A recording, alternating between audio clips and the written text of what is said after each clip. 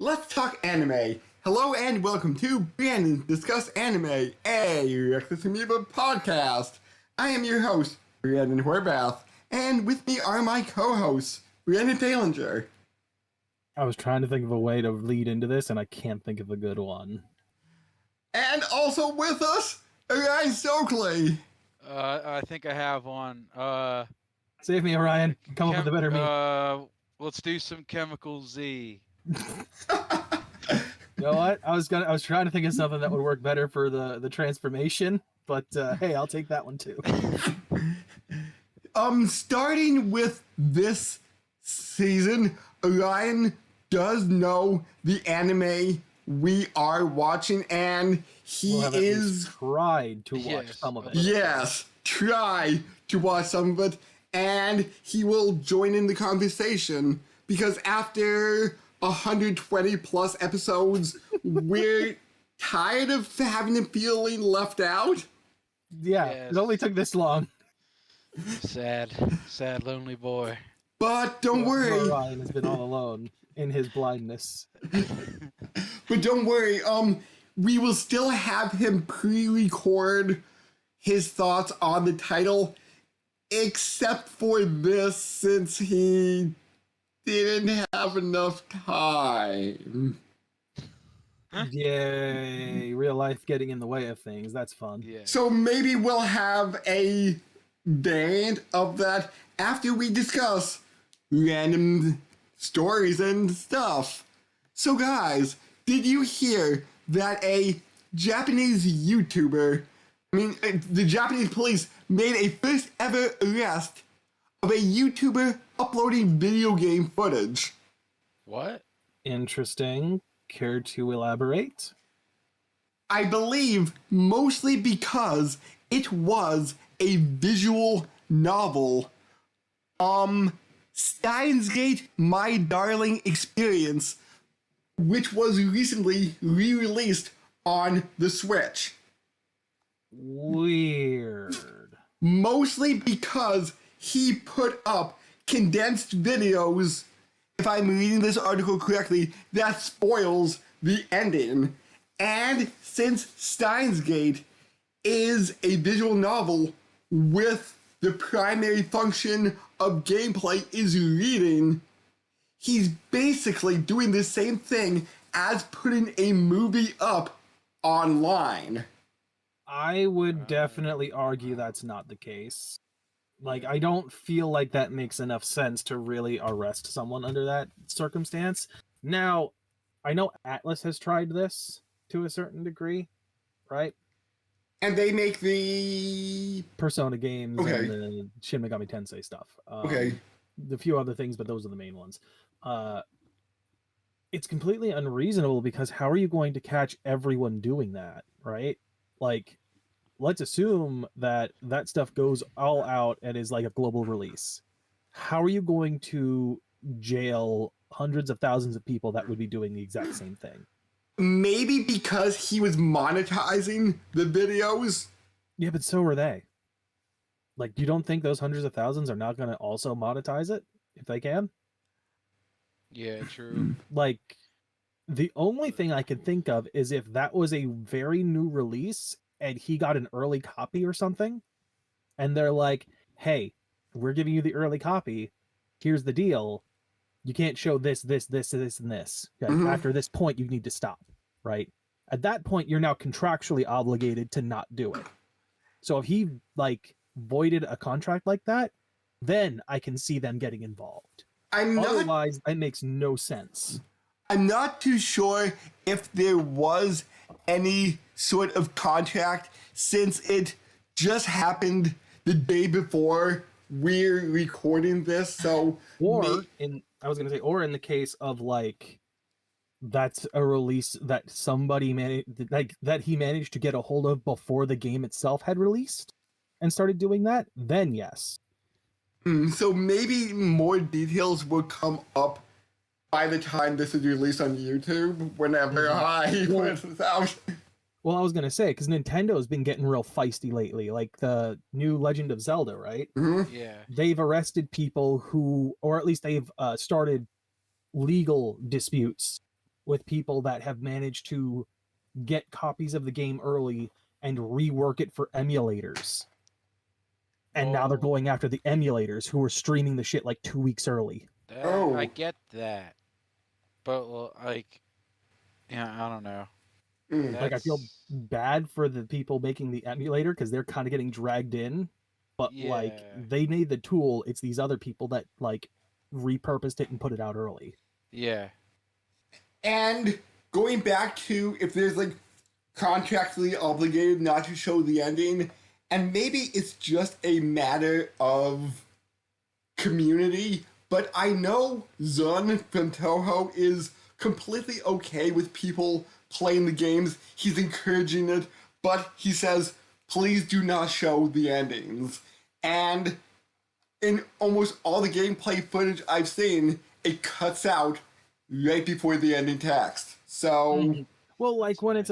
it's a single creator like that and they're making a request, generally people seem to be pretty okay with just doing it, much like with Toby Fox and Undertale and stuff. and, oh, what's that Foddy guy who made, like, the mountain climbing game? Bennett Foddy? Yes, yes. I know there is also a, if you're streaming this, do not show the ending. I think he even has something in there that makes it harder to record it if they do. Hmm. That's interesting. Like, I don't know if it like blurs the game on the capture or what, but like if I remember correctly, he has something in place to make it harder. Hmm. It doesn't make it impossible, but it's more annoying to make it happen. That is interesting. And I know, I think it's Doki Doki Literature Club. If it detects that you're recording or streaming game footage, something will happen. No, I think They make a reference to it. They make a reference to the fact that you're recording it. And isn't there a jump scare specifically if you're recording? There might be. I don't remember for sure. That sounds familiar. I'm not sure what game that was. I don't remember if that Yeah. like there is a jump scare in it. I don't remember if that's tied specifically to the fact that you're recording it. Hmm. So, that's all the interesting, wacky stuff I have. Anything going on with you guys? Go ahead, Ryan. You haven't been here for a while. You go Uh, first. let's see. Oh, you did tell me a few months ago you were getting into some anime that we covered. Oh yeah, Doki Doki, N- which I had. no, not Doki Doki, crap. What was the one with the lizard head guy? I'm blanking on the name. Doro Hey Doro? That's what it's called. Yeah, I watched a few episodes of that. See, I was like just watching a few episodes and then moving on to the next one. I did enjoy that though. Uh, I You watched should, if you more. would be interested, I would say read the manga because that thing goes what places. I Because was I went right to that after finishing the series. I was actually talking to this one dude at work about that because he like doesn't watch anime but he reads manga, and I don't think we were talking about that. He was talking about Berserk, hmm how he read the whole thing, and he's like, "Yeah, I never watched the anime." I'm like, "Dude," so I watched some of that, and I'm like, So "Dude, it's freaking sick." oh yeah, from what I've heard of Berserk, you would be way better off watching like the '90s one Oh, because I the didn't even CG know. in the more recent one is just kind of not good. Is that like rotoscoped? Is that what that's called? Like kind of I'm how the not new 100% DBZ sure on movie what they was? used to do it. I just know it wasn't done great. Okay. Yeah. I am almost done season 1 of Baki. Oh, nice. Hmm. Um, I really like that anime a lot. I forget the guy's name. Uh, there's a guy that's in prison who like basically the government allows him to live nice in the prison if he Okay. assassinates the other serial killers that are like doing too much. Mr. Oliver is his name. And there's a scene he goes to this guy, like this building that this guy shot up. He has a shotgun. And like he basically climbs up the building and the dude's like waiting for him, and he pumps him with the shotgun like a few times, and then Mr. Oliver just like flexes, and the bullets shoot out. But he's like all bloodied up and stuff. But yeah, he's just like super jacked, and then yeah, it's really good. I recommend watching that if anyone hasn't seen that. And that's like not the new Baki Hanuma series they put out, but like the one before that, where yeah, the without the backstory at first, I guess. But let's see what else. I discovered protein milkshakes. So I You've don't only know. discovered them now. Yes, I was just having regular protein shakes, but now I have a protein milkshake like every day. And I don't know if you guys ever had the Chips Ahoy chocolate milkshake from Wawa. I have not. So that is delicious.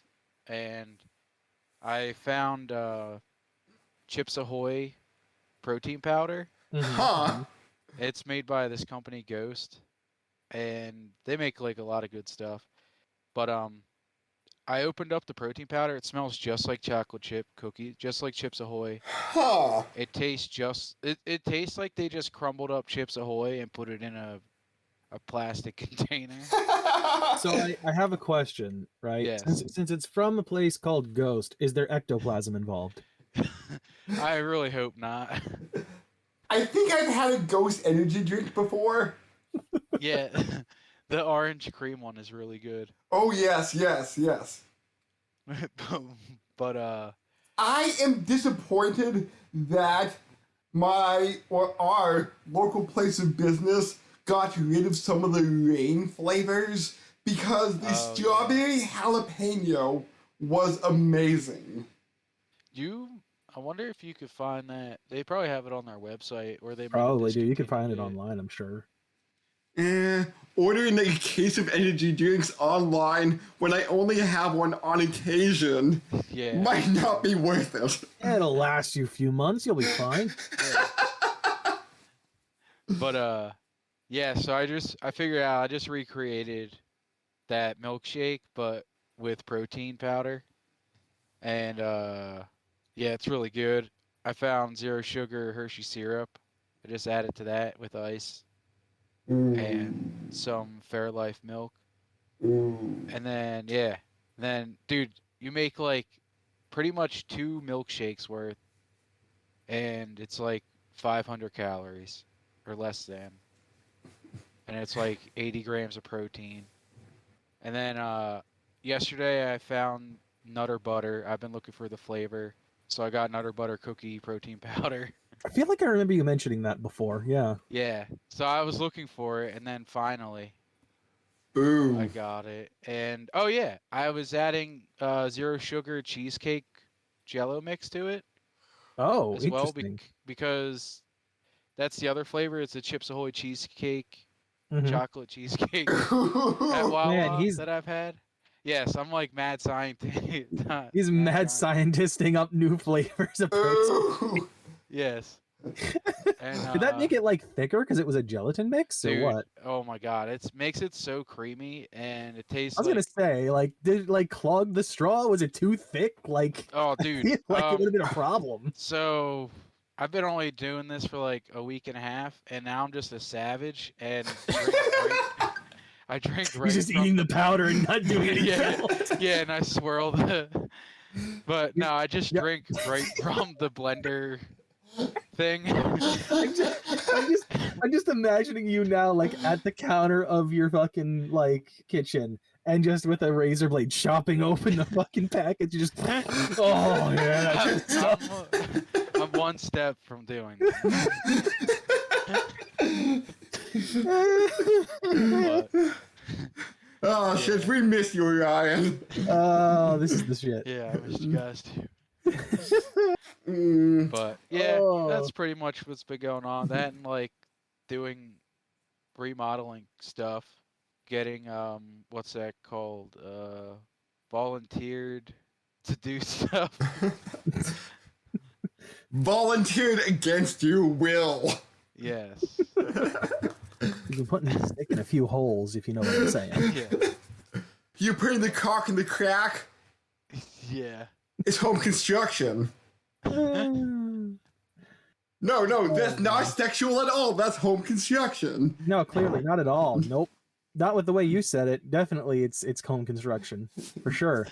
Yeah. You just put your cock in the crack. Yeah, right there, right in the butt, right in that crack you got in your ass. You know that needs to be filled in. You know those plumber's cracks. They need to be fixed. And Orion will be the one to caulk it. Yeah, I'll cock it. Oh. Anything going on with you, Brandon? So I can't say this is a PSA anymore because by the time this airs, this is over. But I got Legend of Zelda: Tears of the Kingdom for $20. Damn. Ooh. How'd you do that? So GameStop, I saw this as an article. GameStop was running a special where they had like a list of 100 games, and it's like you turn in 2 of these, you get $50 off of Tears of the Kingdom. And I'm like, all right, let me just scroll through this. Oh, I have this old 3DS game that I'm never gonna play. Oh, Mario Maker 2? I tried that and I wasn't really thrilled because I never played the first one. And I wasn't thrilled with the second one, so I'm like, I can get rid of those. The 3DS game was Bravely Default, which I did not care for, because like after, I want to say maybe a quarter of the way through the story, they're like, hey, remember those big bosses you beat? Go do it again. And I'm like, this game's supposed to be like, I don't know, 100 hours or something like that, 80 to 100 hours, and I've played the game for like 10. You're telling me to redo all the shit I just did? I'm done. I'm not doing that. No. Brandon, when I talked to him about this on stream before, we were talking, he's like, well, what's the difference between that and like a Dark Souls New Game Plus? I'm like, Yeah. I'm not repeating the same bosses literally 2 hours in a Dark Souls game.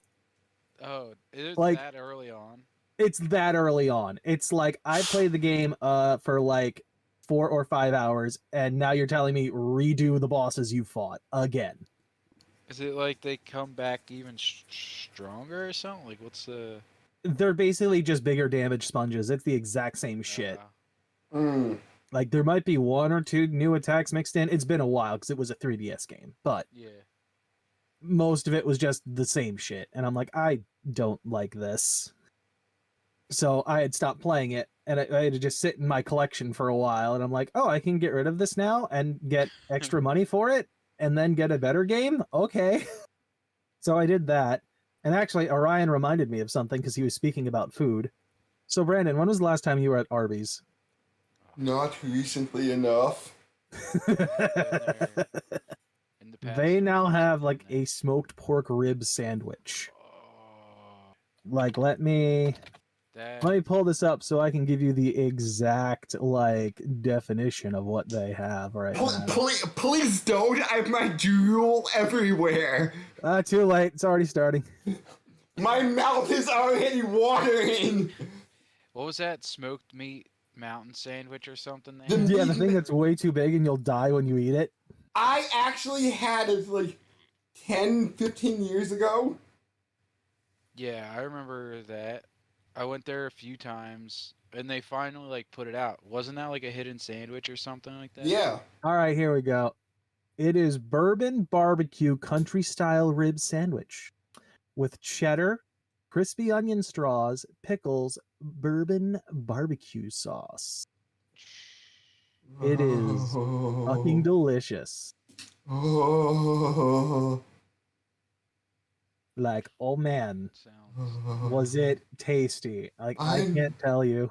I know where I'm going for lunch next week. Now I gotta see what the calories are. I can hear the drool hitting your keyboard. Oh, they have barbecue sliders too with freaking onion straws on. Yes, they do. I'm actually like tilted away from my keyboard now so it doesn't get on the keyboard. Oh man, but yeah, I had that earlier this week, and I'm like, oh, this is pretty good. It's pretty good.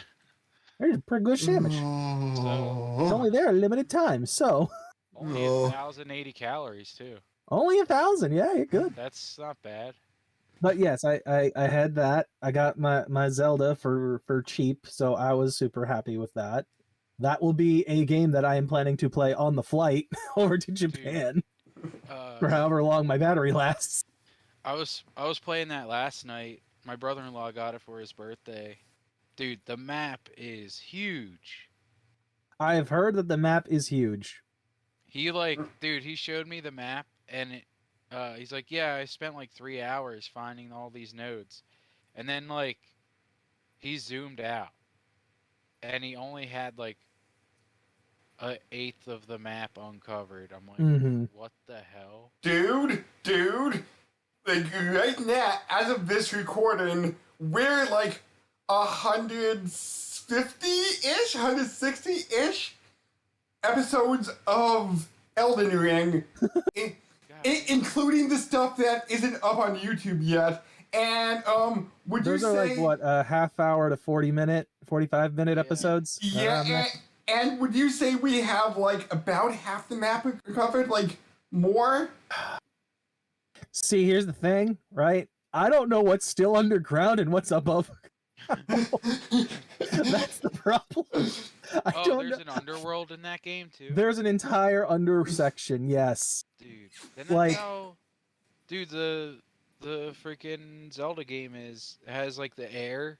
Yeah, I heard there's like a sky city and then like an underground city. Yeah. Yeah, he did the wind temple. He was showing me like how he had to get up the wind temple.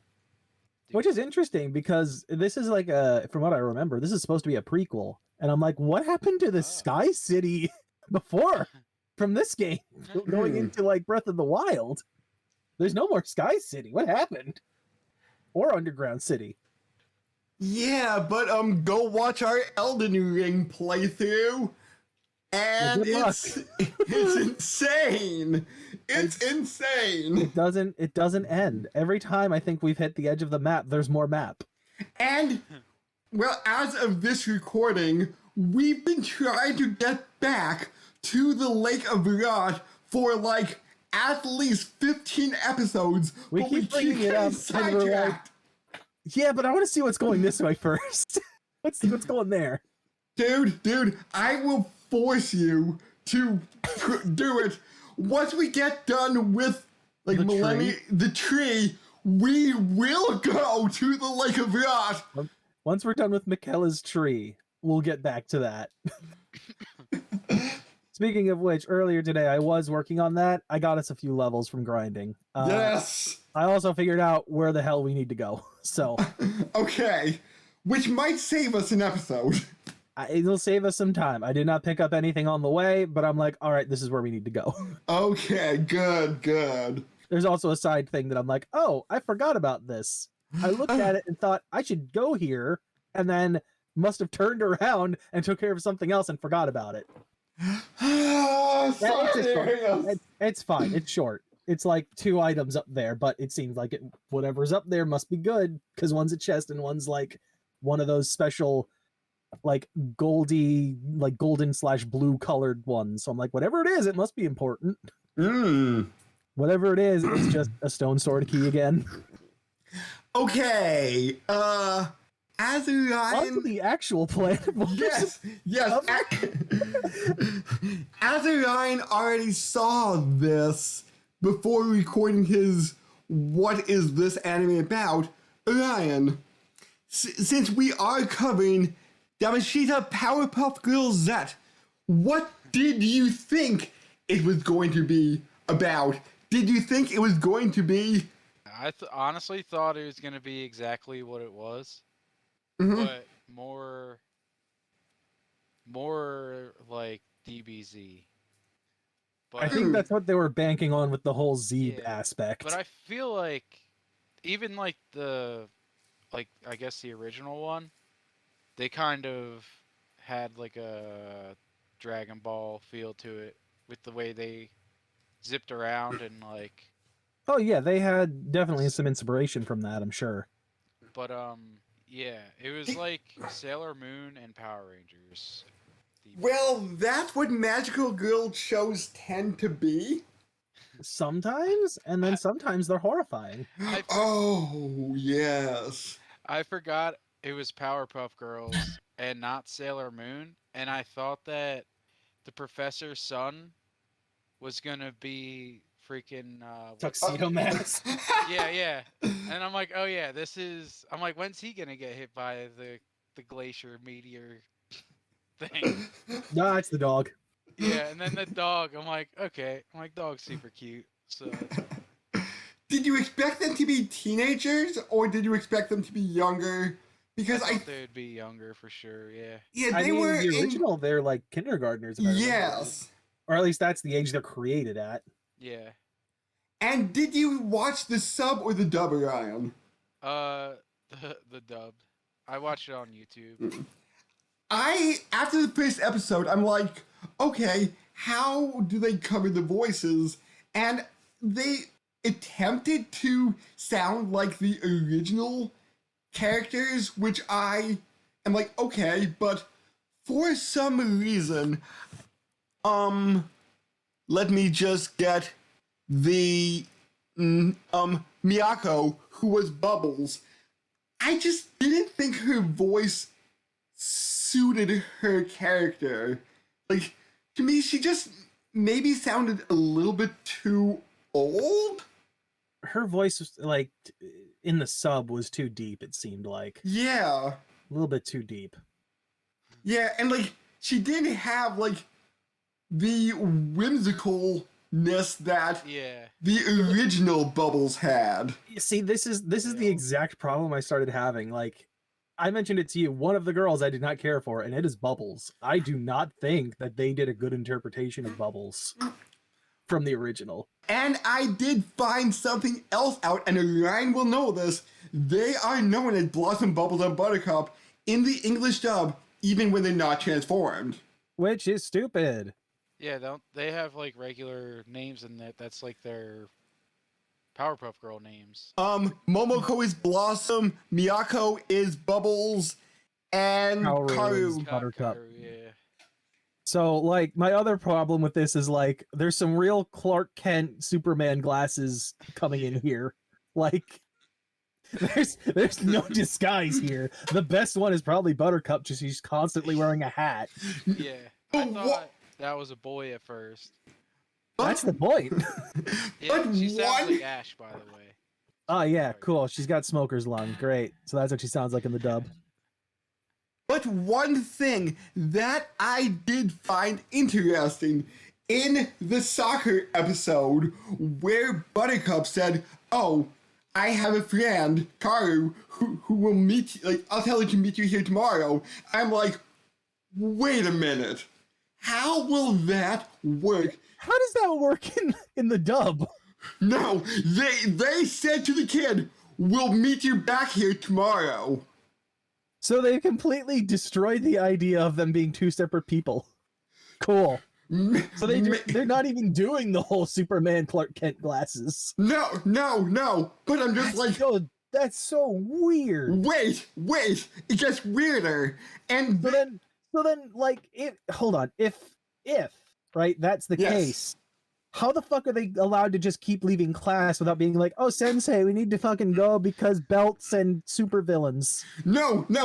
Even in the English dub, they're making excuses why they have to leave. So, Why? Everyone would know if you have the same names. so for It's obvious. so for The princess would immediately know who they are. so for some characters, they're like, "Yeah, we're the Powerpuff Girls," while others, "Teacher, I have a stomachache." What the fuck? That dub destroyed the idea of what was going on there. And one thing that I did not like about the dub that got changed, I don't know at one point, but they keep the music from the Japanese transformation along with Hyper Blossom, Yeah. Rolling Bubbles, Powered Buttercup in Japanese with their Japanese voice actor. Hold on. Yes. They said it was powered Buttercup? Yes, Powered Buttercup. Yeah, that's not what it says in the sub. It's powered up Buttercup to rhyme. Hmm. But on Wikipedia, they say Howard Buttercup. They're probably copying whatever the dub did, but it's definitely not said that way in the subs. Howardo? So maybe they could have did that, but Howardo is Howard. That's not what I was hearing when when she was talking. It was powered up a buttercup. When I was watching the later episode, and then I'm just like, okay, what will they do? Will they ever change this? And somewhere along, they have new music over the transformation sequence with the girls just shouting their names. Which was very strange. The transformation sequence was weird. I like the animation at first, and then it's like, all right, this is repetitive, and I kept skipping it every time. Same. Because I'm like, I can save myself an hour, like a minute and a half each episode, because it's such a long sequence. I only watched the first two, so. Oh, you didn't even see like Buttercup joining? No, dude, you should have watched the first three. I mean, yeah, I'm gonna watch it because I actually like enjoyed it. So. It's interesting for sure to see the takes on some of the characters. Dude, Mojo Jojo, like when Blossom and him like first meet in the first episode, and he's like, "Am I supposed to be the bad guy?" or whatever he says. He's like, "I guess I'm the bad guy." Monkeys don't talk. And he just keeps calling everyone smelly humans. I mean, you know. Which I forget if he does that in the original show.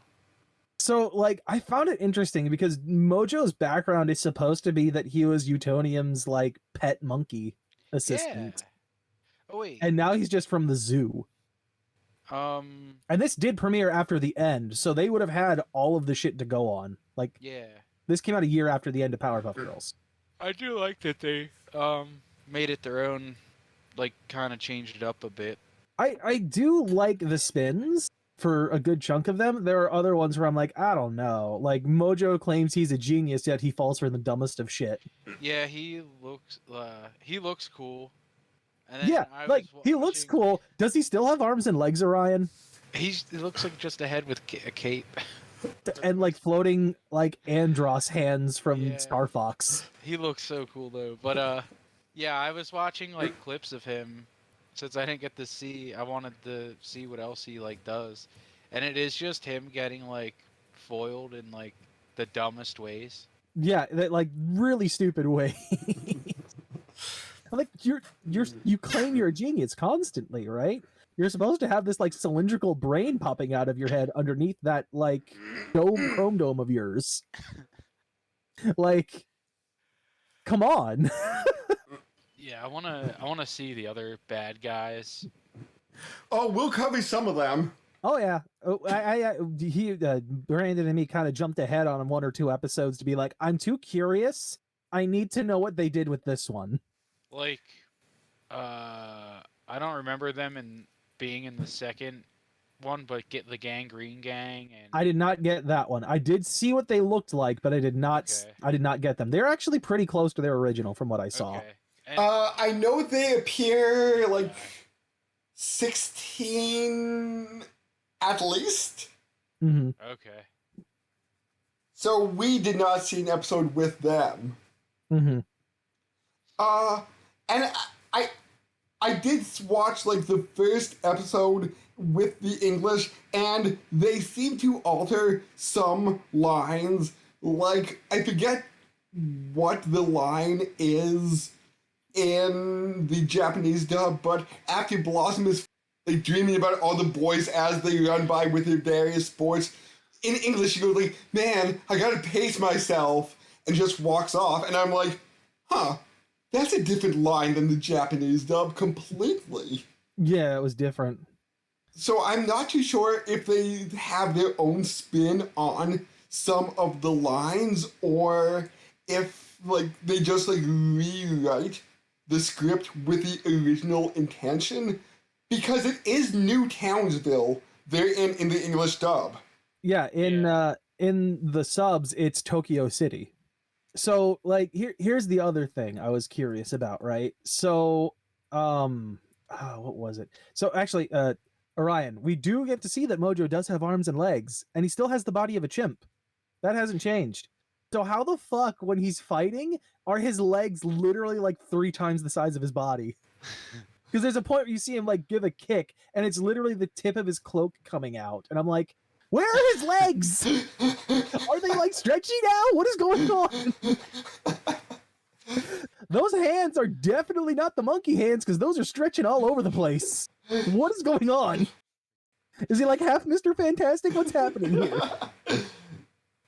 Stretch Armstrong. Maybe that's what the chemical Z gave him. I thought it was just supposed to be a brain, but apparently not. Yeah. He doesn't. I'd argue he doesn't even have a brain half the time. I will say I am disappointed that majority of the problems that show up in the first like 4 or 5 episodes are just Mojo, like, and nothing else. It's just Mojo. I guess they want to show him as like the main. Well, I'm sitting here. I'm like, I want to see the other characters. When are they going to show up? Okay, was Mojo the most reoccurring villain in the original series? I think he was. Probably, but at the same time, right? I don't think they crammed him with like 7 episodes in a row of just him.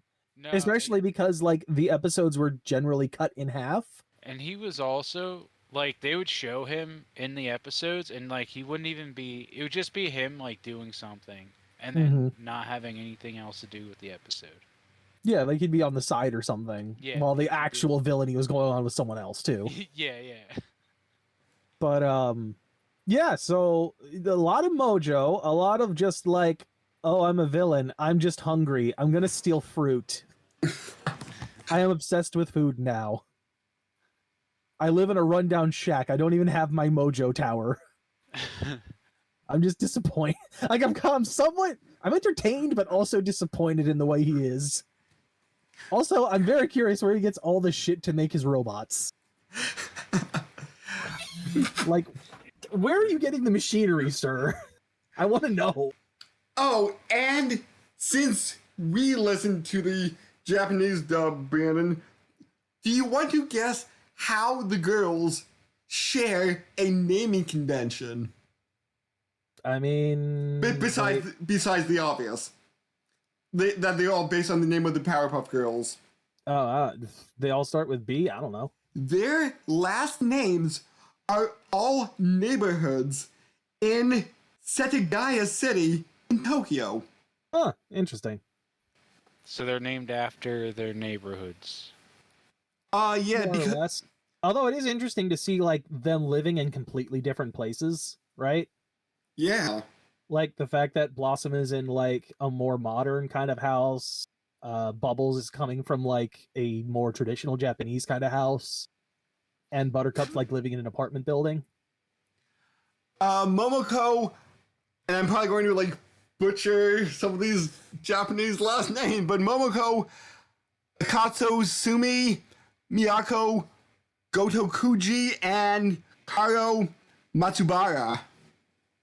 So all 3 of those are neighborhoods within Setagaya City. Mm-hmm.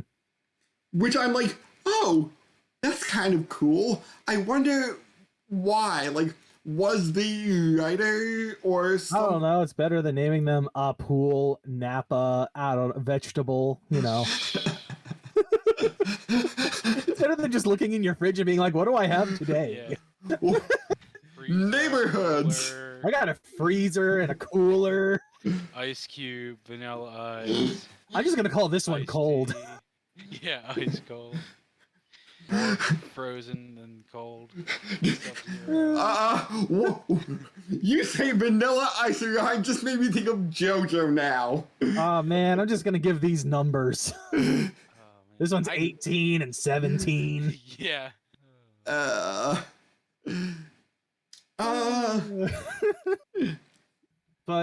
yeah, no, there's a lot of Mojo fighting. Which, you know, if it wasn't for the fact that it's so front loaded with that, would be fine. What else do we get on to? We get who was the other villain that shows up after Mojo first? Fuzzy Lumpkins. That's right. I knew there was one in That's between. the meat guy, right? He with the meat gun. Yes. No, he's pink. Yeah, he's pink. Yeah. Wait, does he have the meat gun though in that? Not yet. Not that I've Okay. seen yet. That's all I remember him. Was He's got a banjo. Yeah, he was in like the second episode of like the original series or something. He's like one of the first dudes. Honestly, he looks really damn close to the original. I'm shocked at how like one for one he kind of is. I'm pretty sure the meat gun was the pilot episode. Oh, okay. Mm-hmm. Yeah, you know what? Was the Gangrene Gang in that one too? In the original, I don't know. I don't remember. Yeah, I'm shocked at how one for one Fuzzy is in this one versus the original Powerpuff. Like it's almost identical, just a different style. Like he's got his overalls, he's playing a banjo, he's like a mountain boy. Get off my land! This all is my property. Get the fuck off it.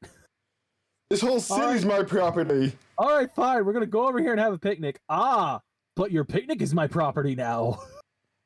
The lake is my property. Yeah, no, that's some bullshit. Because I'm sitting there like, how do we know this is your property? There's a handprint in the boat now because he's using his handprint as like the marking of his territory. I'm like, that just means the boat's your territory, not the lake.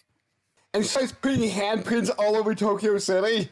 What would have been more interesting is if he had like made a massive handprint in the lake, and just the lake is now shaped like his handprint. Yeah. Oh! That would have been a way more clever way to do that.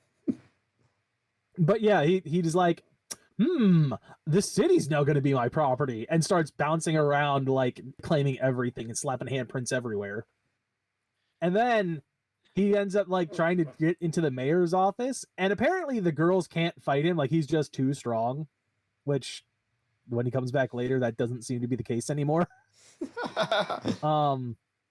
But he like falls in and sees Miss Bellum, and he's like, oh my god, she's beautiful. And because now he's like love struck, they can take advantage of that to deal with him. I forget if he fell in love with Bellum in the original. I think. Speaking of which, I find it interesting they made her blonde instead of a redhead. Yeah. Oh, yeah, true. I'm like, that's a weird arbitrary change, but I mean, okay, everything else is accurate. Also, the mayor is just like, I'm like, oh man, I miss the monocle and top hat. Yeah. I kind of still wish he had it. That's what he was missing. Yeah, Like, yeah, I miss the monocle. Also, they don't have the hotline to call them anymore. Yeah, the professor, he's like Zordon, basically. Yeah, right. They call them from like their compacts, and I'm like, all right, I'm getting Totally Spies like flashbacks to this now. Oh, yeah, that too. Damn, I totally forgot about Totally Spies. I just kept thinking of Power Rangers like the whole time. Oh yeah, no, they were definitely aping most of that off of Power Rangers, like with the belts and shit. Or potentially Pretty Cure? Maybe? I know Pretty Cure's been out for a while. When did that start? But yeah, no, like the belts were neat. Good merchandise to sell to children. It's quite poetic. Season 1 was 2004 Pretty Cure, so... That's about 2 years before this. Because I think this was 06. Yeah, 06 to 07. They put an episode out like every week. I looked a little bit into it. Mm-hmm. That's how most anime are, that they don't take breaks. Okay. Yeah, except for certain events. Like, I know that there is when I used to watch Kamen Rider more regularly, there was, I think it was like College Marathon Day or something like that, and that's one of the only times Kamen Rider would be postponed for something else. So, like, a typical year had like 47, 48 episodes. Yeah, but Kamen Rider is also like filmed live action. Yeah. Animation takes a lot longer, so it's a bit more impressive that they were able to do this for a full year with animation. But especially at that point, because I think that was only just getting into like the real digital process. But didn't Bleach come out every week for... I wouldn't know from the Japanese release. I'm pretty sure Bleach came out every week for like 5 years straight, except for certain postponing events. Damn. I've only ever caught that on Toonami. Or whenever it was on Adult Swim. Yep. Toonami. It seems that it was on every week, except for like certain breaks, for about 5 years, 6 years straight. Damn. So what about the iceberg? So, like, it was, what, making a nuclear winter or something like that? Kind of. Like, I forget what... I don't think... Well, as of the first 10 episodes... Yeah, I don't think as of the first 10 episodes we find out what caused the weird weather around the world. But for some reason, a giant iceberg was in Tokyo Bay, and they're like, we gotta get rid of this. Yeah, so the mayor calls up the professor. And he's like, well, I'm working on this new way to make Chemical X better. And his son drops like a... The dog. Or, yeah, the dog drops a bun into the Chemical X. Yeah. Like, and like the deliciousness of the... I forget what kind of bun it was, but somehow that alters the entire batch of Chemical X into Chemical Z. Yeah, I don't. What the fuck was that? That's a silly thing. Do you remember what kind of bun it was? It was some kind of like weird mystery bun or something. Like I don't think it actually had a specific thing on it, or maybe it was like a melon bread or something. I can't remember. Ooh, melon bread. It was either that or that was something Blossom had. Was the melon bread? Because apparently, fucking Blossom is obsessed with snacks in this. And every single time she throws her yo-yo, it's a different snack name. Yes, I've realized that. Which I thought was cool that she has a yo-yo as like a weapon or whatever she was using in the first episode. Well, it seems interesting too, because like it's weird because with both Blossom and Bubbles, it was something they were holding that kind of became their weapon, right? Yeah. Like Blossom saved a kid that had a yo-yo, and now she has a yo-yo as a weapon, right? Bubbles, I think, was with someone that had like a bubble wand or something at the time. Yeah, like a little girl. Yeah. Buttercup, for some reason, just has a hammer, which I don't know why that is. Nobody had a hammer. Yes! Yes! She had a skateboard. That didn't become it. The kid, as far as I'm aware, didn't have a hammer or anything. Yes! That she saved. Yes, he did! Did he have a hammer? I missed that. I forget what the name of the game is, but I think it's like Derma. Something where you need to like knock a wedge or slice out of the tower without causing the tower to topple. So it's Jenga, but with a hammer. Oh, it's like, what's that? Icebreaker game? No, but this is vertical. I think the same idea, though, but yeah. Yeah. So you need to, like, hit it hard enough that it flies out without toppling the tower. Okay. Interesting. Okay, I didn't catch the hammer then. But, yeah, no, like, the other thing is, like, it seems like, at least for some of these villains, there's some kind of trigger to activate their transformation. Whereas for some reason the girls have a belt. Which we will get to later that confuses me for one of them.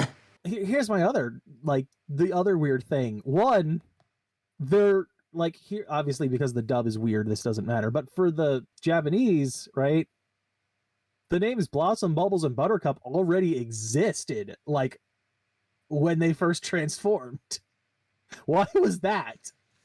Why do the names pre-exist? Two, the Powerpuff Girls Z thing already existed when they did it.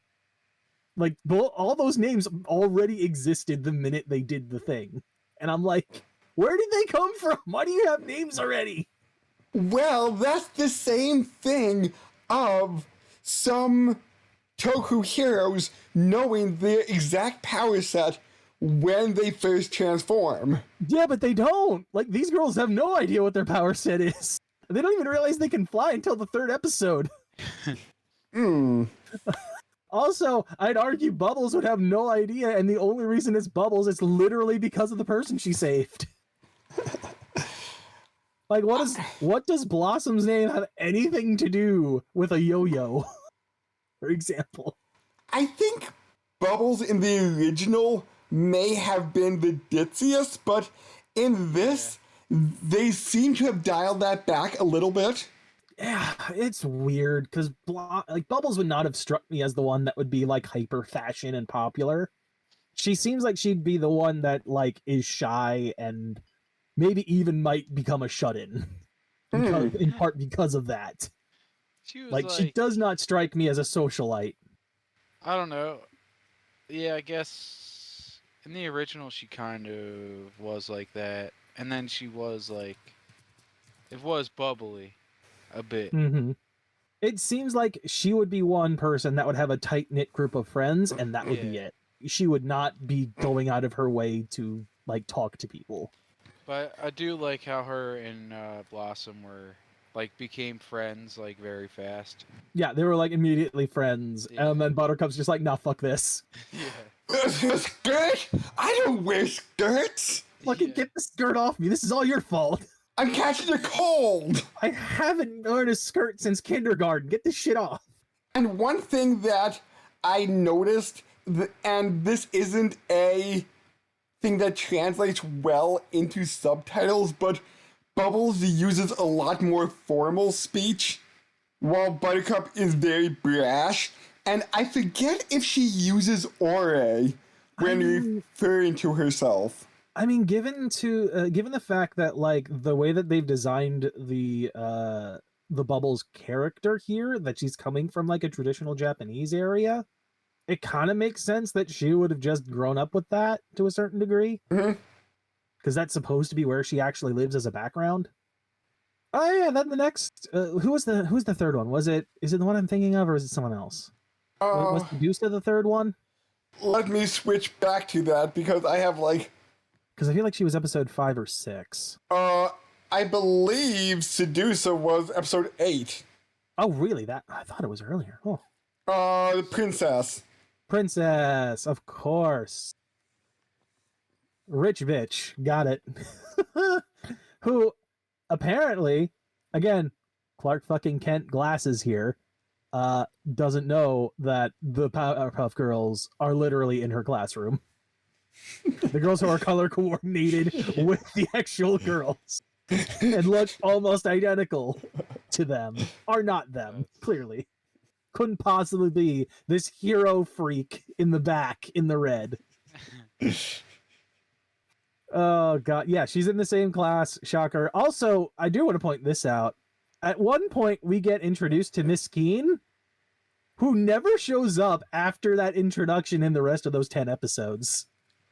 Was she in the first one? No, she was like episode 4 or 5. She comes in. Oh, like, okay. It was close to the middle. And I'm like, oh, hey, Miss Keen. I guess goodbye, Miss Keen. I never see you again.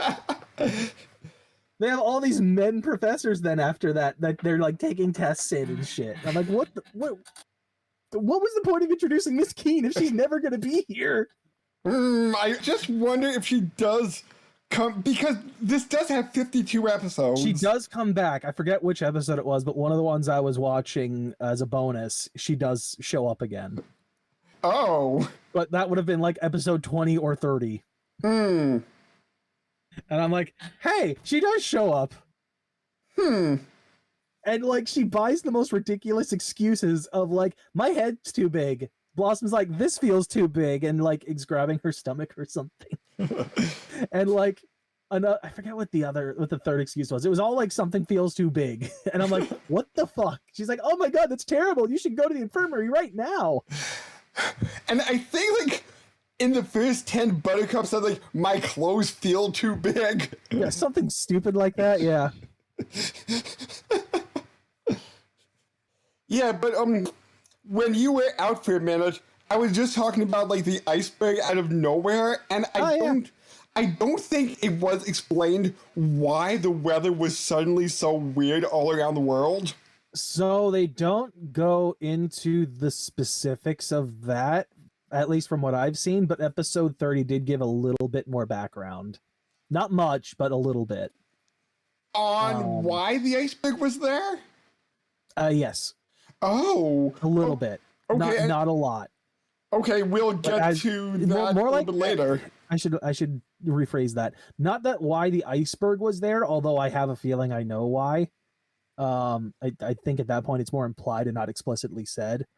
But definitely why, when they shot it with the Chemical Z, things literally the Powerpuff Girls exist now.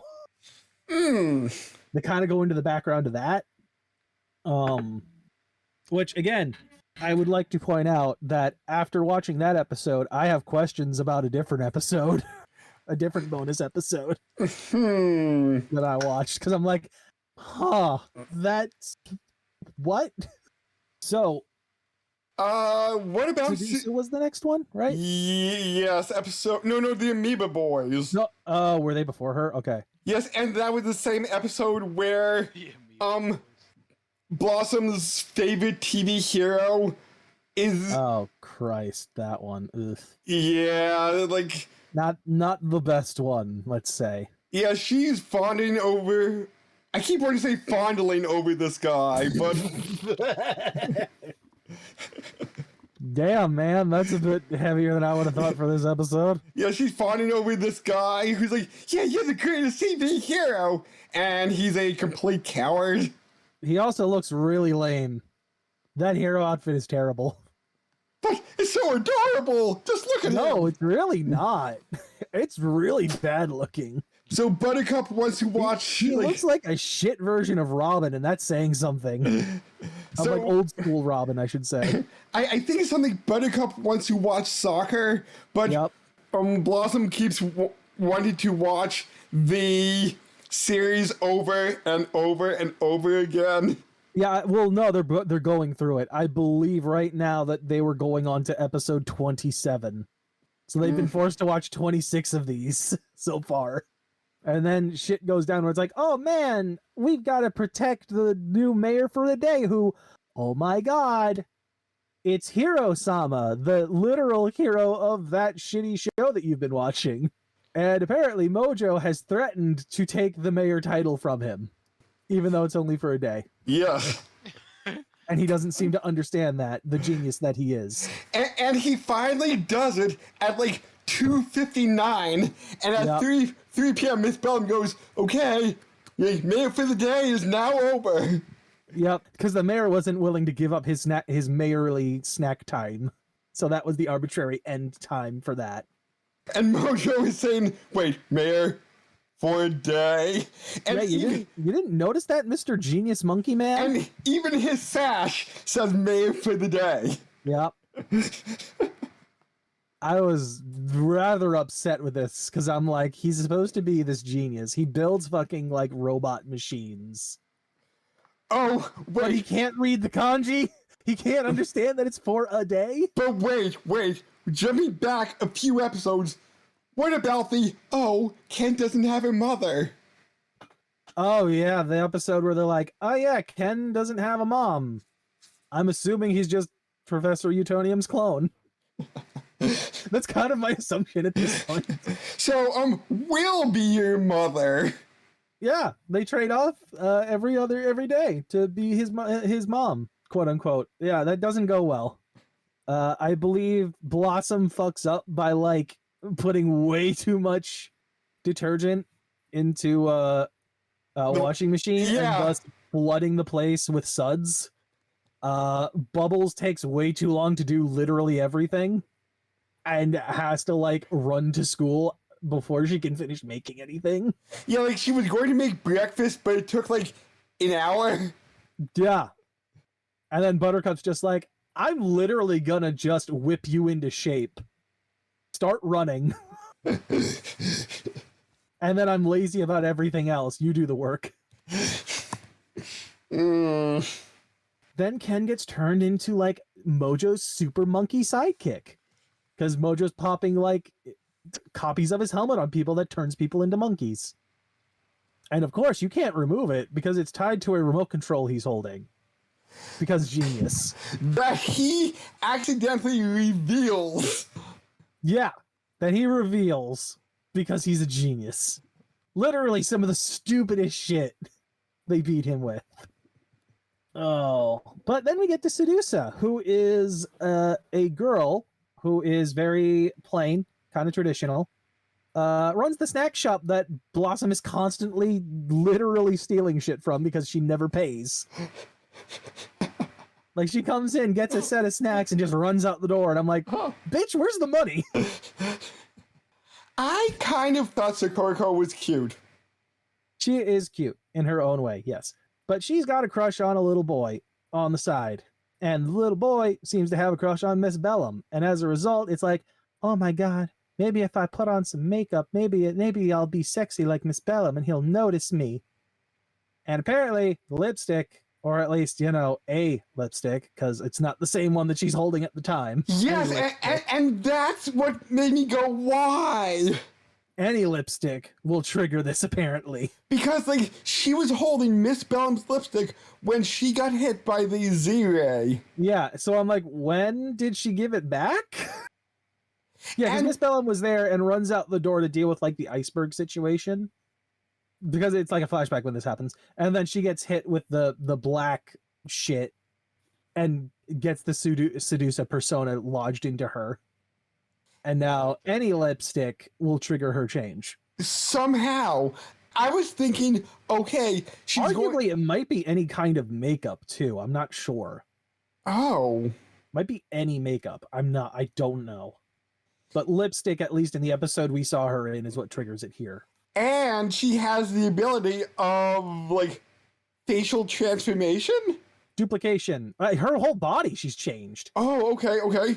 She uses makeup to change herself. And apparently, the dog, who has been able to sense, or at least smell when a monster shows up, isn't able to do that because of makeup blocking the smell. So when Sedusa is transformed, he can't tell where she is or who she is. But if you get close enough, you can smell the heavy makeup, and that'll be the giveaway. Better hope there's not this other person just wearing heavy makeup.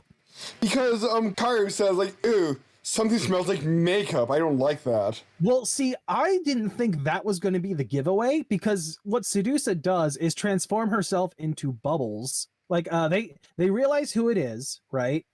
They realize it's Sedusa, because they do, like, meet her on the outside at one point, trying to, like, pick up Keiichi, I think it was the kid's name. I think.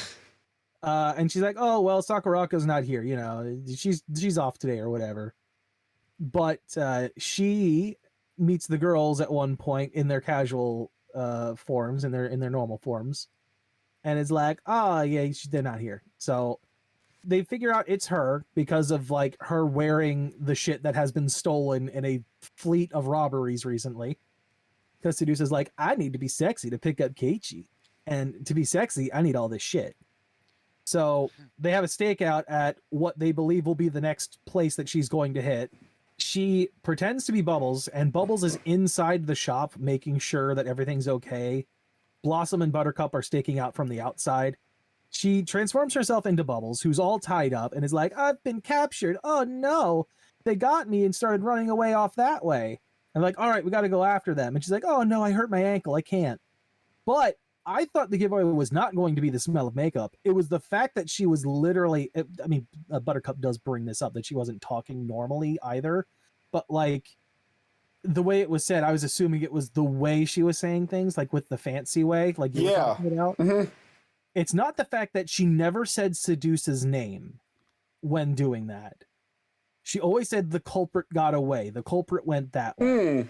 I'm like, they know it's Sedusa. Why would Bubbles just say culprit and not Sedusa? Oh, right, because Sedusa doesn't know that they're aware of who it is. Oh! I'm like, that should be the giveaway, not just the makeup. It's the fact that you just called the person the culprit the entire time. Interesting. Like, that feels like a dead giveaway. There's no reason to just not call it Seduce. You know who it is. That feels the more obvious option. I'm watching that episode with the subtitles as you guys are talking about it. I will say Seduce is probably my favorite of the villains so far. But what about the Amoeba Boys? Yeah, we're the Amoeba Boys. I'm kind of disappointed in them. I'll be real. That they're like smaller now? It's not even that. It's that they don't feel like mobsters anymore, which is their whole deal. Like, they're, I don't know, maybe the size of your hand tall, like maybe a foot tall at most, right? One of them has a top hat and a pipe. One of them has like a weird looking cowboy hat. And the other one's apparently a girl with like a 50s wide brimmed hat. And I'm like, why are they still called the Amoeba Boys? But I'm a girl! Yeah, why? Also, they're like extremely inept. Like, way more than the originals. I do like the way they're defeated, of like them being in a puddle and a dog going to drink out of the puddle, and because they are originally amoebas in there, they're freaking the fuck out about it. And the end of the episode is them freaking out because that same dog shows up and like running the fuck away. I do like that come back around, but like the fucking Amoeba Boys themselves are just kind of a disappointment all around. Like, come on. Then there was the soccer episode. Yep, there was the soccer episode, which, you know, cool background on Buttercup. She's got like a big sports thing going on where she wanted to prove herself, and she proved herself with the shoes that her brothers bought her. I did like the soccer robot, though. Yeah, the fact that he's got like weird goalie cages capturing the soccer players. Yeah, like that was a cool design. That was a neat little addition to the Mojo Bot. And Orion, do you think this has any original villains? Hold on, before that, I want to jump back to Sedusa for a second. Okay. The one thing I wasn't happy about, and maybe this changes in later episodes, she didn't keep her whip hair. Is that like an ability or like? Yeah, Sedusa has whip hair in the original series. She does not keep her weird whip tentacle hair. I totally forgot she was even like from the original series. No, she is. Yeah, she does not keep the whip tentacle hair unless it pops up as a thing later on. I'm kind of disappointed because the hair itself still looks the same otherwise, but it doesn't keep the ability. So Orion, what kind of original villains do you think this has? Oh God. Let's see. I'm trying to remember the original villains, and I can only think of like 4 of them. So, like new villains to the PPG-Z show yeah, specifically is what he means. Yeah. Just so I don't overlap and say. Yeah, gotcha. I'm thinking of like some kind of goopy clay or Play-Doh kind of monster, or Clayface from Batman. yeah, or like giant. I don't know, like tree or like vegetation or something. Like veggies or something like that. So you're not wrong. That happens at one point. When looking for a specific episode, I clicked on one I thought it was, and I did see a vegetable thing happen. Oh, really? I did not go through the whole thing, but that did happen. So you are correct. That is a thing. It's just not one that we're covering. Other than that, like other zoo animals that maybe escaped, like in the first episode, that come back later. Not that I'm aware of, but that wouldn't shock me. How about Like a giant robot or something? a hairdresser? Okay. A hairdresser that's very full of himself. Who is making the latest style, forming your hair into a cone. Your hair looks like a giant party hat. He's the Zohan. It's just Adam Sandler. Oh God, I haven't seen that one in fucking forever. Don't mess with the Zohan. Oh man. Yeah, he's got hypnotism powers. Now everyone loves his style, even though nobody else would. Normally. And he had like a scissor for one hand, like a comb for the other. Yeah, he transforms into what looks like a Sentai villain. Also, his legs are scissors. I missed that. Yeah, you didn't notice when he was like... So there's a point where like he self-hypnotizes himself and makes himself a giant that way. Because, fuck it, Chemical Z, I guess. Yeah, when he's walking, he's scissoring the buildings in half between his legs. Okay, I knew that, but I didn't know his legs were supposed to be scissors. Yeah, they're acting like scissors. But yeah, no, he actually gets Buttercup at one point, who refuses to believe it. And I really was hoping that they'd be showing her the camera, because Bubbles is recording her because she knows Buttercup won't believe it. I really wanted like the end credits to be Buttercup literally watching herself be hypnotized and being pissed. But no, we don't get that. I'm disappointed. Not unless it comes up in a later episode or something. Yeah, because they seem to depower the villains at the end of the fight, so... Some of them, yes. Some of them, they seem to, like, be able to revert them back to their original form. However, like with this guy, for example, they can re-trigger it if the trigger is still available. So for him, it was like a teddy bear that he had that told him how great he was. Charisma! Yeah, so what they did when they realized what the trigger was is they changed out the speaker in there for one that's shouting at him to get back to work, basically. And I'm like, oh, so it was the words and the speaker that did it? Not the bear itself? Weird, okay. So, I have a feeling, just with the way this is going, like, all the original villains they'll add might not come back. Some of them, yeah, but like Sedusa could still trigger at any point, it seems like. Yeah, but she wasn't a original villain. She Oh, you mean the okay, yeah. Sorry, I missed when you said original. Yeah, okay. So some maybe not. It's hard to say. Yeah. I'm trying to think. So what? Then we get to episode. That was the last one. Was that the last was one? episode 10, and since this is a take 10, we're only really going to cover the first 10. But yes, we will jump ahead to a take 10 plus X. And yeah, I guess, yeah. Yeah, and before we do that, Ryan, since you only saw 2 of them, you might not be able to give a full answer to this, but who is your favorite girl?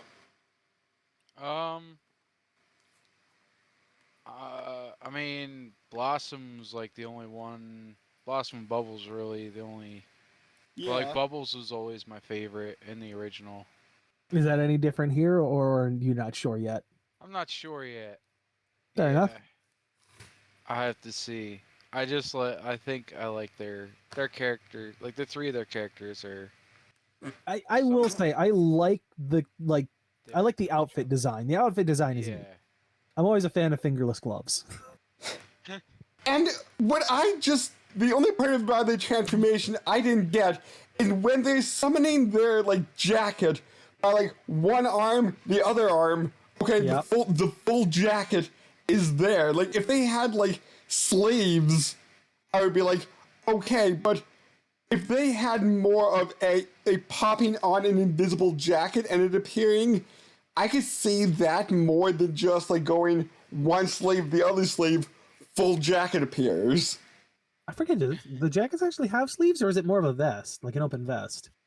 I think it's like very short sleeves on an open vest. Hold on, I'm just looking it up quick. Let's see here. If there are sleeves, they are extremely tiny. It looks like they really only cover the upper shoulder. Like there's almost no sleeve at all. And I'm not too sure if this may change it once I'm done with the whole series, but I think Karu is my favorite. Same. I mean, I like Buttercup in the original. That really hasn't changed here. Yeah. Maybe for me, it's because Karu may have tsundere tendencies down the line, and I mean, you know, she's not boy crazy like everyone else. In fact, she's very upset about anything involving that. Yeah, so she's not want to be involved. So maybe the tsundere curse lives on through this green themed tomboy. So, moving on to the bonus episodes. Bonus! Should I go first or not, since mine came earlier? You watched what, 22? Yeah. So, technically, I watched 20, which is earlier than yours. You watched so 20 and 30. I watched 20 and 30. So, Okay. I'll cover 20 quick. So, Okay. 20 is the first introduction of the Rowdy Rough Boys, which I was super curious about because I had forgotten them until you mentioned them the other night. The Rowdy Rough Boys are way worse than their original. Worse in what? What do you remember of the Rowdy Rough Boys? Let's start with that. Like they were... I know Mojo took... I think he took like essence of the Powerpuff Girls after a fight with him somehow, and he snuck into Eternium's lab with a... I can tell you right now, he didn't, like, if you're saying he's going to take the Chemical X, he did not do that. Oh, I thought he somehow mixed it with Chemical X. He made his own pseudo version of Chemical X. Oh. He did not steal any. Because I went to check this too. I wanted to be doubly sure about this. And if I recall correctly, he put snakes, snails, and little puppy dog tails as the mix. I don't believe he took anything from the Powerpuffs, but I might be wrong. Okay, what is it this time? Like, and I know they were rude, brash, and just like angsty prepubescent boys. So I want you to take that angstiness and like crank it up to 27. Not far. Also, in this one, Mojo does steal Chemical Z. Oh. And you tell me what the fuck this tells you about Mojo, but he's crawling in there. Also, this tells you a lot about fucking Ken the dog and Professor Utonium. He sneaks into the lab, does it real quiet like, manages to try and like unlock the little safe vault that the Chemical Z is hidden in, right? Mm-hmm. Doesn't want to open, so he decides, all right, cool, I'm just going to use dynamite instead. What? Yeah. Blows a hole in the side of the lab, and those three morons still don't wake up. Like, the dog wakes up slightly and is like, we're going to catch a cold, let's put the cover back on, and falls back to sleep. And I'm just like, what the shit, man? What the hell?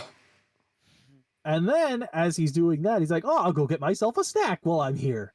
Doing that little bit of work made me hungry. So he raids their fridge. And then, as he is munching down on some chocolate and an apple, he notices, I don't know if you'll have taken note of this, but Blossom has a straw that she usually drinks out of. That's like one of those curlicue straws, but it's a heart instead of a circle. I think I've noticed that. He's like, oh, this is Blossom's straw. I'm going to take this. With no reasoning in mind other than just it's hers. Okay. Blossom smell. Walks along, and then suddenly he picks up a trash can. Wait a minute, what's this? Takes out fucking Q-tips Bubbles has used to clean her ears? Okay. And then is walking around and gets another scent and finds Buttercup's smelly sock? So wait. How... I'm just going like, how perverted is Mojo now that he knows the Powerpuffs by the smell? I mean, he's a monkey. He has a better sense of smell than we do. So, like, I'll give him that.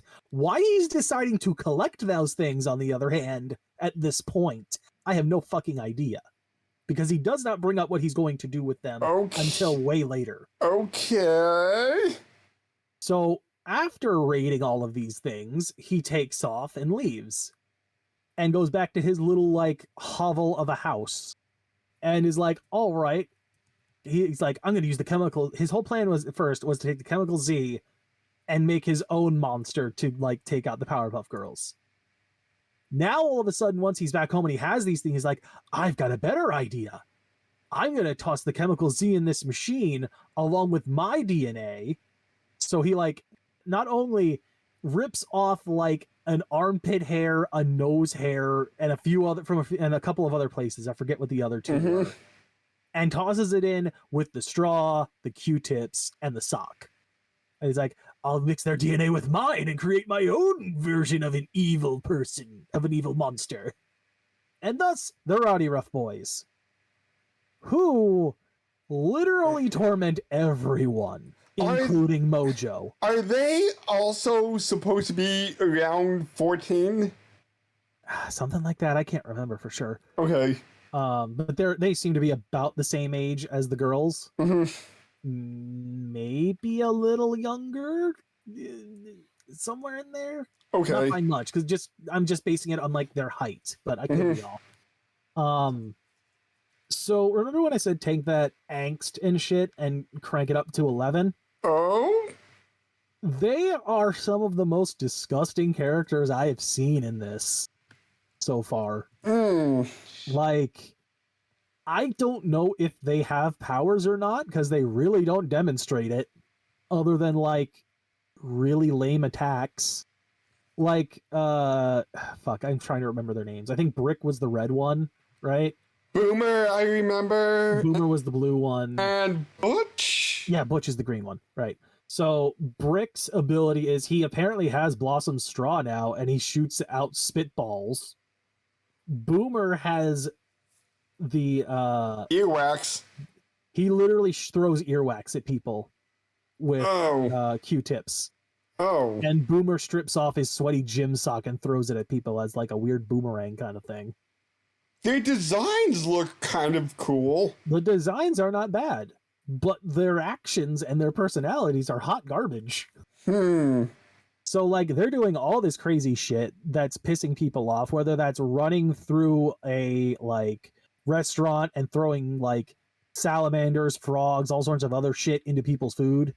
Like somebody's eating spaghetti and he's got a worm in there now. They get pissed off and they go, Mama, protect us, and like grab onto Mojo, who's been chasing them. And all of the parents are pissed off and start beating the shit out of Mojo. And that consistently happens up to a point in which they start pissing from a roof on people and then wave to Mojo saying Mama, and all of the people they've pissed on are starting to beat up Mojo again. Meanwhile, the girls are like, where's the Chemical Z, looking around. And of course, they find the Rowdy Rough Boys. Mojo's like, they've been picking on me. You should beat them up.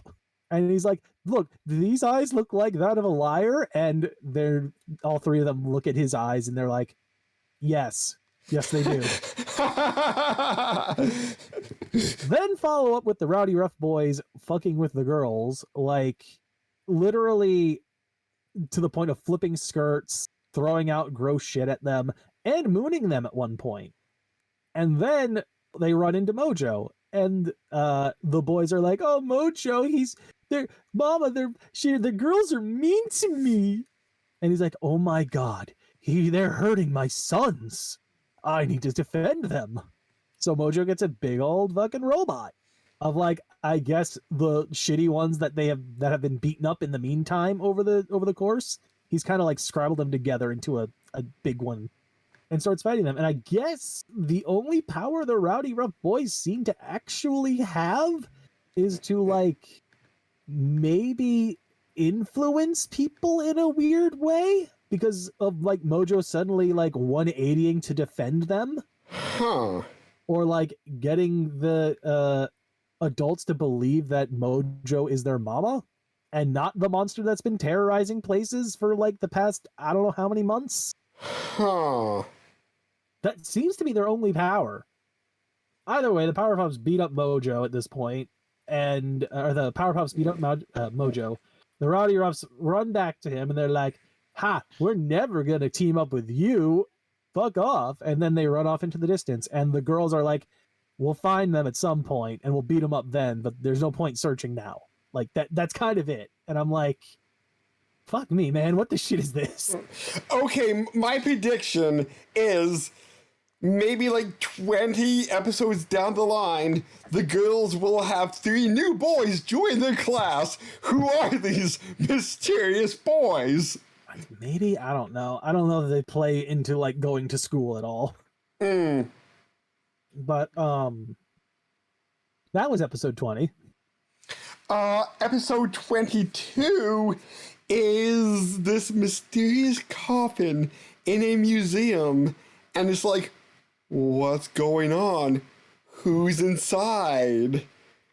Because I think something about when the iceberg got hit, a Z-ray got hit. It hit the museum, and the thing in the coffin wakes up, but it's sealed by magical chakra shields, or like the magical papers, Orion.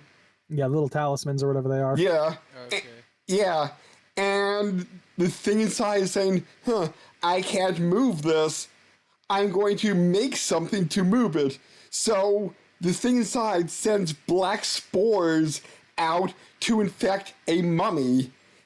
The mummy comes to life, tries to remove the talisman, and gets badly burnt. No, only white energy can release the talisman. So this thing sends the mummy out into the world to try to collect white energy, which obviously the Powerpuff Girls have. There's a small side plot about a new takoyaki cart opening up in the park, and of course, Blossom is a huge fan of it. Gotta get all the takoyaki. I'm gonna say, Brandon, that's where your attention's at. I don't give a shit about this spore thing. I want to know about this takoyaki. Which I see in the English dub, they're donuts. Oh, for fuck's sake! Or like, I think it was like pastry. Wait. Could you at least have like called them dumplings or something? Because that's probably closer than a donut. Pastry puffs. They are pastry puffs. And this is one of the only times when I feel a little bit bad for Mojo, because he's there and they're like, Mojo, what are you doing here? He's like, well, obviously, I'm buying a snack for myself. I can't be evil all the time. So by the time Blossom orders her 5 orders, Where do you get the money? I don't know. Maybe her parents give her an allowance? No, not her, not Blossom. Where'd Mojo get the money? Oh, okay, but It doesn't work. Mojo is next in line, and okay, I would like some of your delicious takoyaki. Oh, sorry, sir, we just sold out. And he's like, oh, you sold out. And you can see him getting mad. Gee, I wonder why. And then they think the mummy is Mojo's creation, because the mummy is starting to attack people stealing the takoyaki. And they're like, this obviously is Mojo. Mojo's like, I have nothing to do with this. I don't make mummies. I make robots. Yeah, it's like, tell us about the mummy. What mummy? I don't know about any mummy, Mojo. Which we did bring up, but Mojo ends most of his sentences with Mojo. Yeah, I kind of find that annoying. I much prefer him saying his name in the third person the way he used to. I prefer that to just Mojo ending his sentences. But finally, they're like, okay, we're sorry we beat you up. Can you forgive us? She's like, I guess I'll forgive you this time, just if you get me some takoyaki next time. And they're like, that's fair. It's like, basically, okay. So they fight the mummy. The mummy surprisingly wins by sucking the white energy out of them, only to be saved by Mojo, who's like, okay, I owe you one for this, so I'm gonna help you out here. But the mummy has acquired enough white energy to remove the talismans, and you find out the thing inside the sarcophagus is him. Do you remember him at all, Orion? Yeah, the devil. Who is, I would say, maybe the most evil out of the original villains from the series? Yeah. Mm-hmm. Who is like the darkest? he's about to come out, but he says, "Oh, it's too cold. Why was I released in the middle of winter? And that's why I hate him. I'm going to wait until spring." So he seems to have a weakness to cold. Like a crippling weakness to cold. It's really pathetic. So you say episode 30 deals in with his origins. Say that again? That again. Haha. Historical, yes. Yes, but episode 30 deals with his origins. Yes. Yes, it does. Episode 30. Oh boy. Episode 30 starts with him getting out of the coffin again, right? And going out and surveying what is outside of this old museum. And being like, oh, this isn't Edo anymore. So that means he's been sealed in there for like at least 100 years or so. And he's like, I wonder if they still remember me back from then. The Edo period was sometime between 1603 to 1867. So yeah, a few hundred years. What we learn is that one of the, how do I want to put this? So much like the Mummy, I guess sometime after that, Kim must have been spreading spores and creating new villains, because one of the prior villains, who looked like a weird clown dude in the flashback, came back and said, "Oh man, I used to have hair, but now I just have this stuff, and I was told to bring it to the lab," and it's like those black particles or spores or whatever you want to call them. So Utonium and Ken are studying these things, and the girls are with them, when him is like, "Why do I sense this white energy again? It's just like from back then." And he calls back his spores to himself. And as the professor is studying them, they start levitating and like leaving the beaker he had them in. And he's like, "Powerpuff Girl," like he's like, "Girls, you need to chase after that." So they transform and start chasing the spores as they're like flying through the air. And more of them are like gathering together as it's flying toward where him is at. Yeah. And all of a sudden, like, him is like, "Shit, those things are getting closer." So he's like, "You need to speed up."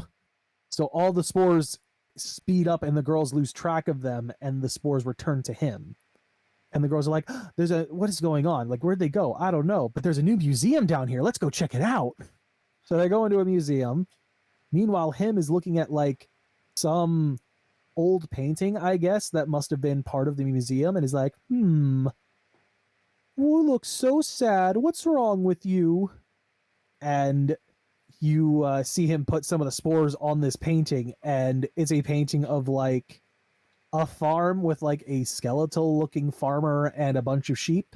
And the farmer starts talking after he like comes to life out of the painting, and is like, "There's one missing. I'm missing a sheep. I counted them and I can't get to sleep without all of them." And he's like, "Oh, well, I know who must have taken your sheep. It must be the girls with the white light. Go get them." Oh. So the ghost goes after them. And the girls are freaking out because it's a ghost. Oh my god. And none of our attacks work because it's a ghost. Eventually, they get chased to like the old museum where Ken and the professor are starting to check out. Speaking of which, here's where we get to the big old flashback. So before the professor and Ken show up there, they're studying. The professor remembers something that he had read prior about these black spores / particles, right? Mm-hmm. He's like, "It's something in my like great whatever grandfather's book." So he like digs up the old book and starts looking through it, and Ken is with him. And Ken is like, "Dad, Professor, you know where what these are from?" "Yes, they're from something called him." And Ken is like, "Him? That's his name?" And then the professor goes, "No, that's not his name. His name is just so like his name is," and it just cuts to silence, and you see the professor speaking, and Ken just getting more visibly freaked out. Oh. And he's like, that's the worst thing I've ever heard. And the professor's like, that's right. Even his name is so scary and terrifying that we can't bring ourselves to say it out loud. Thus, his name is him. But according to them, we get a big old flashback back to the Edo period where his ancestor creates the original chemical Z and gives it to, for whatever reason, 3 girls in kimonos. Oh! Who become the Chika Chika girls, the Edo Chika Chika girls, which Chika Chika apparently means efficient girls. And they're like, can't we have a better name? They're like, we don't have time for that now. Him is literally burning down the city around us. We gotta go deal with it. So yeah, they fly off after they've had their like little transformation into like, I would say something closer to like the design that Reimu from Toho has, like her kimono outfit. Okay. Where it's like shorter and such. Do they have visible armpits? I think so. I can't remember for sure. But yeah, they deal with him and it starts snowing and oh my god, it's so cold and now I can't fight and oh my god, we gotta leave. And I need to get back to the fire. Oh, but the snow has put out the fire. Oh no. So the girls end up beating up him, strapping him to a side, and the old-time professor ends up like zapping him with something. I forget what it was, but it sucks out his particles and they seal it in a box. And then they seal him in in a temple, which at some point got destroyed and was rebuilt as a museum on top of it, where him is currently located. The box was then thrown in the ocean that had his spores, which Ken then theorizes must have been swept through ocean currents to the the Arctic Ocean and frozen in an iceberg.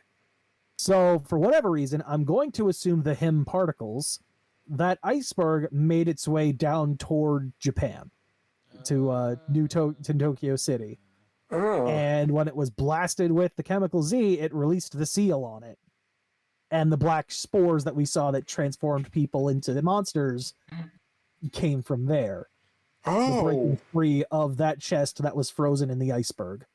Now we flash forward to the current timeline where him is starting to fight the girls after they have taken care of the ghost by tricking him into making him think they were 10 sheep, in fact. And they fight, and him is like, oh, it's cold, so I'm just going to leave now. Bye-bye, I'll see you later. And end the episode. So, do you think him may be the final villain of the series? They do mention when they first run into him that he has, like, the most dark and oppressive, like, black aura they've ever felt, and it's kind of makes sense considering he's, like, you know, the source. So I assume yes. But, like, the whole cold thing makes him so unthreatening. Especially if they're going to follow the original Powerpuff Girls and Blossom will get, like, ice breath. He's so unthreatening at that point. Like, come on. And one thing I didn't notice, eye lasers. They don't have eye lasers. Yeah, no, like, there's a point in the original where they each get a unique ability of their own. Like, Blossom's is literally ice breath. Didn't Bubbles have a sonic scream? Yes, she did. I forget what Buttercup's was, but yes, Bubbles was a sonic scream. But, like, the minute that ice breath comes into play, if it ever does, him is done. It doesn't matter. He's useless. Like, literally, it's the cold that gets him. Oh my god, Professor Utonium, make an ice ray. Done. It's over. Like, it's such a massive weakness. Just make a portable air conditioner. It's over. Well, I would like to see how the rest of this series plays out. And Ryan, since you watch only 2 of them, will you watch any more? Yeah, I'll watch a few more. Okay, and I guess that wraps up this episode. Yeah, thanks for stopping by, Ryan, and yep, you'll be back next season as a regular host, right? Should could be. We'll see. Man, Yeah. that's disconcerting. Oh, but next time will be the adventures of a manga artist as he has his own bizarre adventure. Oh man. Oh no, not again. So, until then, we'll catch everybody later. Bye bye. See you.